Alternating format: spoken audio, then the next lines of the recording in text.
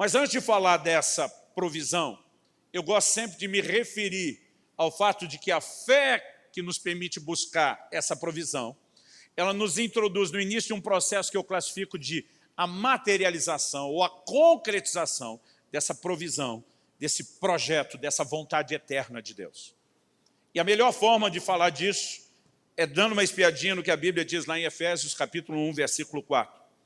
Nesse texto, o apóstolo Paulo diz que Deus nos escolheu nele, antes da fundação do mundo, para sermos santos e irrepreensíveis.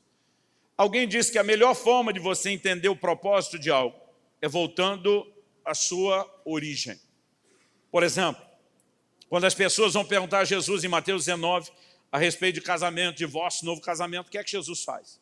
A pergunta de Jesus é, não lestes que desde o princípio Deus os fez homem e mulher? Jesus vai lá na criação de Adão e Eva como o primeiro casal. Por que ele volta à origem? Porque a origem define o propósito. Então ele diz, antes de vocês discutirem por que Moisés permitiu temporariamente o divórcio, você precisa entender o propósito. E o propósito está lá na origem. A origem aponta o propósito. Então quando nós vamos falar a respeito do homem, nós também precisamos entender o propósito, voltando na origem.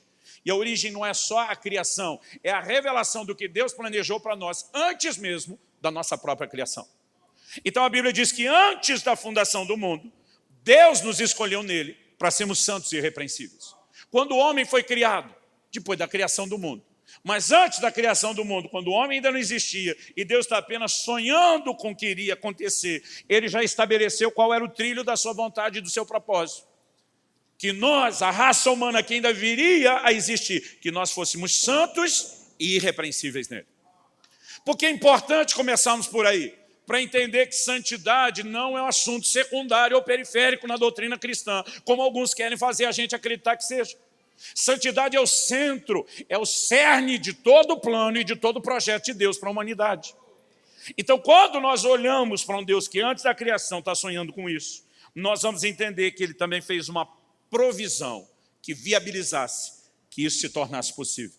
Não apenas o que ele deposita no homem no início da criação, mas mesmo antes da queda do homem, que deu lugar ao pecado e corrompeu o propósito inicial, havia uma provisão eterna.